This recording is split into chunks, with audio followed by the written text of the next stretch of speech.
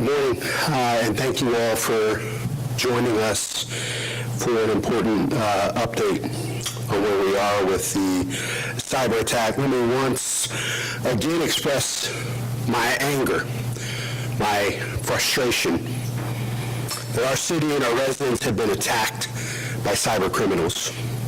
Regrettably, we're dealing with a problem that's become increasingly common in today's world, with countless cities, businesses, and Americans who have been victims of cyber crimes just like this one. According to a recent report, the state of ransomware in the U.S., 50 cities have faced cyber security attacks this year already. 95 cities were attacked in 2023. Earlier this week, news broke that 2.9 billion Americans' Social Security numbers were stolen in yet another data hack. We are not alone in facing this threat. This is a problem that's increasingly common, but my foremost concern is that it's happened to us, and it's my responsibility to act. Our team continues to work around the clock to restore all city functions to be as transparent as possible amid an active criminal investigation and work to protect our residents. I'll be the first to admit I am not an IT expert. I'm a mayor. And my number one job is to make sure we do everything in our power to protect the hard-working families of Columbus who have been the victims of this attack. We have a team of IT and cybersecurity experts who have been working since this attack first happened to restore functions to our city's IT infrastructure to help protect us against future intrusions and attacks, and to gain an understanding of the full extent of this incident. This is a very complex and rapidly changing situation. While this is an ongoing investigation, we are going to continue to be as transparent and forthcoming with as much verifiable information as possible. Earlier this week, I shared an update from our team about who was impacted by the cyber attack. That information was conveyed in good faith and based on what our team knew to be accurate at that time. New information came to light, and we can now confirm that personally identifiable information was released to the dark web. I know this is frustrating to everyone, myself included, but this is a very dynamic and rapidly changing threat from a highly sophisticated criminal network. One of the data sources we now know was exposed is the prosecutor's database. This includes information of individuals involved with the justice system, including defendants, victims, and witnesses. I want to acknowledge how concerned I am. I want to reassure the residents of Columbus that we're taking this very seriously. That's why we're continuing to work with the FBI, our cybersecurity experts, and the city attorney. At this point, I can unfortunately say that we will find that more personal information has been accessed or published by these criminals. I understand how frustrating this is for those who have been affected or who are wondering if they were. As we continue to learn more, we're going to be forthcoming with as much verifiable information as possible amid an active investigation. This is why we have provided notification and offered Experian protection to everyone who may have been impacted. I urge the people of Columbus, our employees, our residents, non-residents, to take full advantage of it. As we announced yesterday, all Columbus residents and non-residents whose personal information was shared with the city or the municipal court are now able to sign up for 2 years of the Experian monitoring, which includes $1 million of protection against fraud and identity theft. To sign up, please go to columbus.gov/cyber by November 29th. Service begins upon enrollment. As I said yesterday, and I've said already here today, my number one job is to do everything I can to protect the residents of Columbus. We will continue to be in touch with the FBI, city attorney, and the cybersecurity experts who are working around the clock to get to the bottom of this. And I'll continue to do everything I can to protect the residents of Columbus. Now, I'd like to have City Attorney Zach Klein share some comments, and then we'll take questions. Well, thank you, Mayor. And I want to build upon kind of some of the information that the mayor has shared. First, this has certainly been one of the most challenging and complex situations that I've dealt with being the Columbus City Attorney.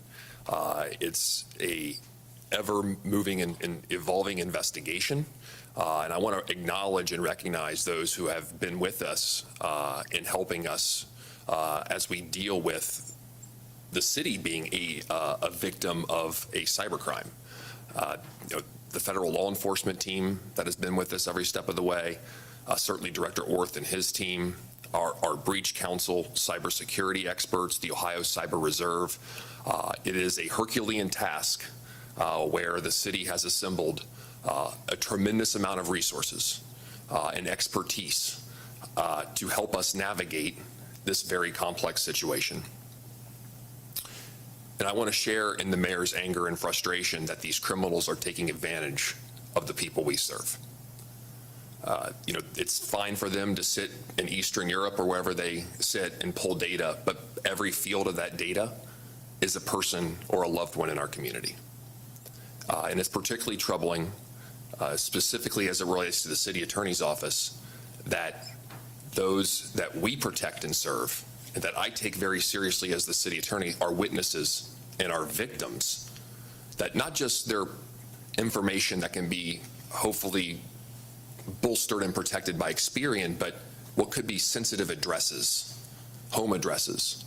Now, I recognize that some of this information is public and you can go on the municipal court's website and find addresses of individuals. But I think we also have to acknowledge that within that list, there's probably people that are out there that are maybe trying to escape an abuser, that are trying to escape a situation that could be violent for them. And while you may need a certain level of expertise to access information on the dark web, it's not something you can easily Google. The fact of the matter is that criminals out there may have access to it with their own sophistication. And that's why I've already reached out to Legal Aid, their executive director, Kate McGarvey, to let her know about this and let her know that my office stands ready to work with her and her team, especially if there's someone out there that feels like they need to now file a protection order, a civil protection order. So we have resources like Legal Aid, Columbus Legal Aid, that's out there. And I would encourage those that if you feel at any moment that you need a civil protection order, to reach out to Legal Aid. If you feel that you need to escape an abuser, Choices, Lutheran Social Services Choices is available. If you're currently in a situation that is imminently dangerous, call police. Those resources exist all the time, regardless of this cyber attack. But I think we need to double down on that information, that it's available to you now. I take our work protecting victims very, very seriously. They're the most important people that we protect. And I will never waver from that as the city attorney. And my team will do everything we can within our power to make sure that you feel protected and that you are protected as a victim of crime coming down to the municipal court. So at this point, I think we're going to turn it to questions. Any questions from the press? Is there any evidence that the CRISP system or the city electric and water utility payment systems were accessed or reached at this point? I don't know for sure, but what today is about, and us expanding the Experian credit monitoring service, is that based on what we know at this point, we believe other information is out on the dark web or could potentially be put out on the dark web, including, information like that. But we cannot necessarily confirm that at this point. What about income tax returns, those types of things? And also, do you know how many individuals outside city employment, just regular folks, may have been exposed? We don't know any of that specific information yet.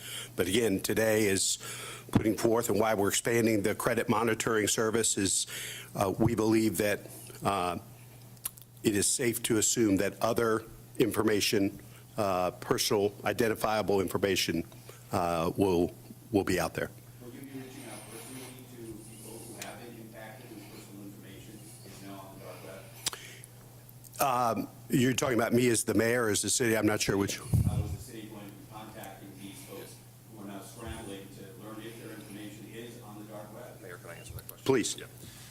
So, Steve, the city is, by going to the website, publishing the notice that you could be subject to this sort of exposure.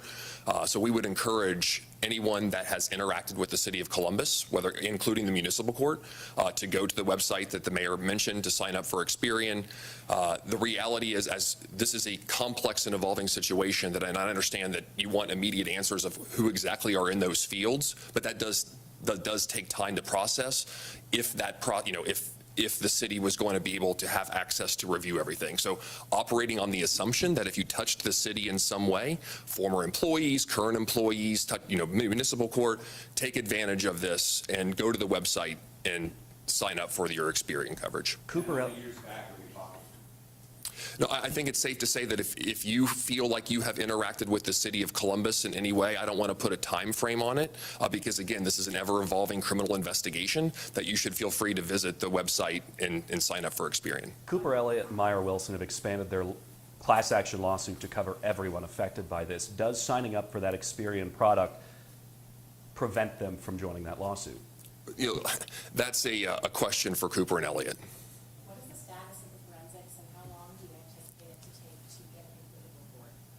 Say that again. What is the status of the forensics and how long do you anticipate it taking to get a completed report? Completed investigation. Based on the experience of the team that we're working with, that could be several more months.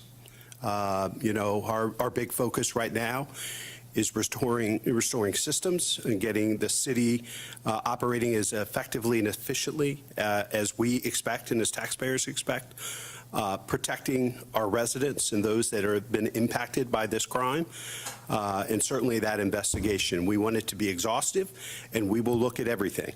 As we've talked before, I'm committed to continuous improvement. If there are things that we need to change and do differently, we're going to do that. We've invested $12 million over the last 5 years into cybersecurity. Clearly, we need to do more. And I think based on this investigation, those are going to be top priorities for me and the city as we move forward.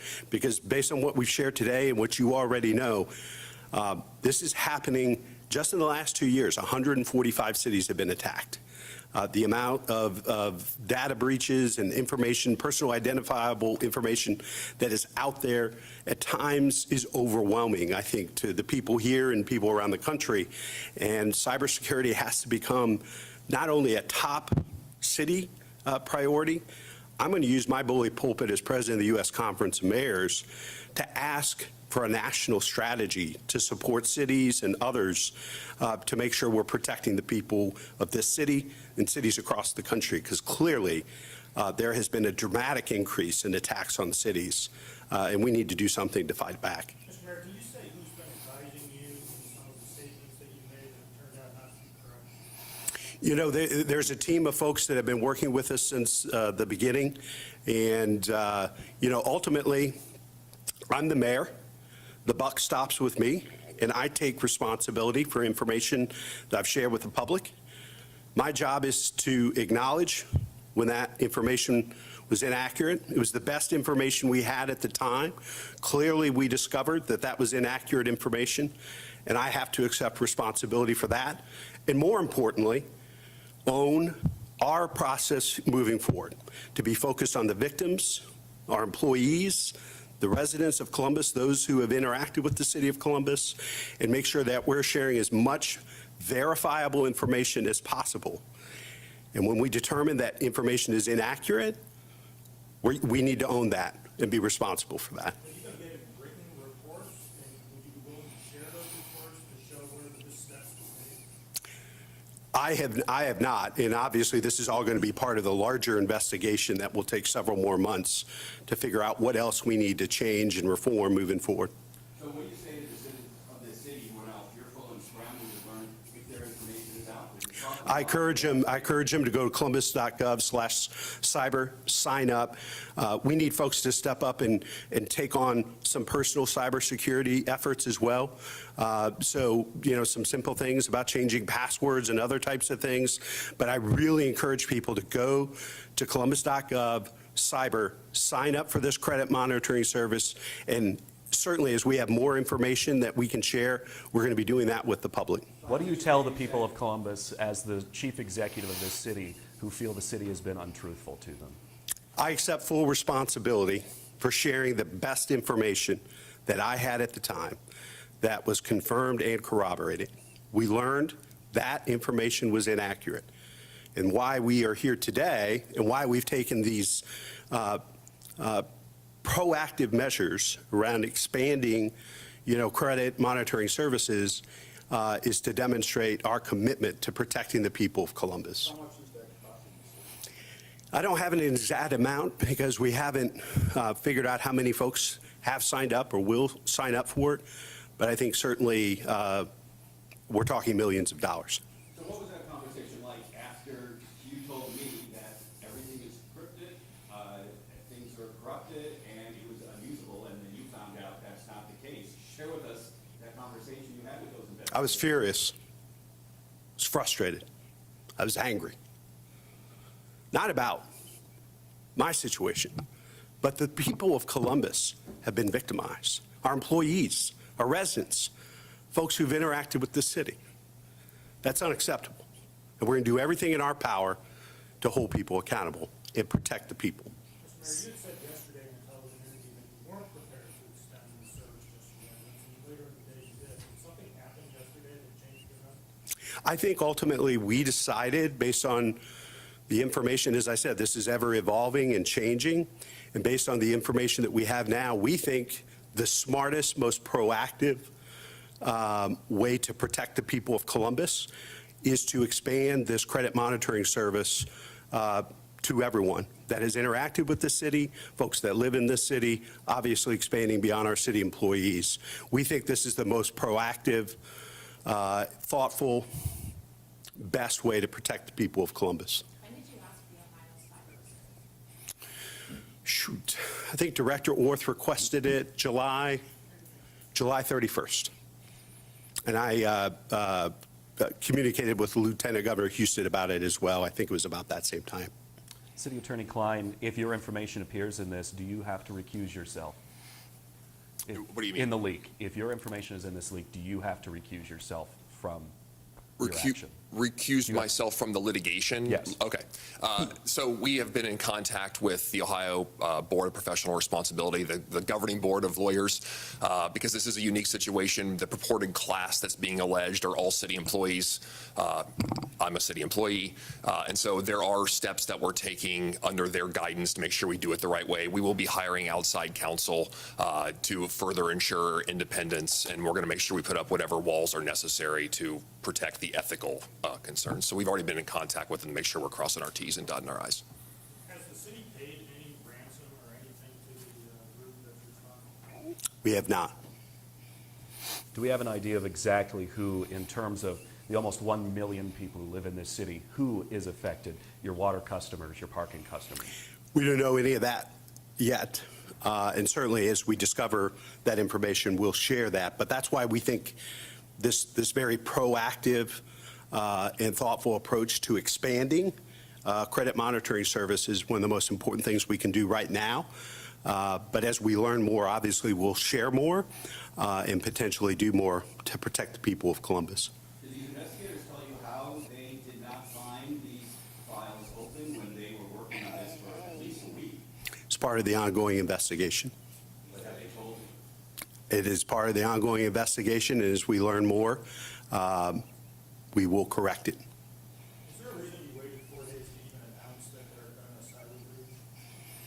I think, we wanted to make sure that the information that we were able to confirm and corroborate that had been shared last Tuesday. If we go back, we had the information I shared on Tuesday confirmed on that Friday before, corroborated over the weekend, shared it on Tuesday, learned later that day that information was inaccurate. So we, put out several statements, shared information, expanded the credit monitoring service, and we're here today to answer questions and to share where we are and where we're headed. Do you know when city services will be completely up and running and with the staff? As quickly as possible. As you know, we've been working around the clock. We've had a number of systems already restored, and we're going to continue working around the clock. We're going to do it as quickly as we can, but we also need to make sure we do it as securely as we can, because we don't want to have any additional risk and exposure by restoring systems too quickly. Can you say ultimately how many systems were totally affected? How many different city systems? Can't at this point. Have you found patient zero? I'm sorry? Have you found patient zero? I don't know if we have yet. That's part of the ongoing investigation, and probably not know that for some time. All right, thank you. Good?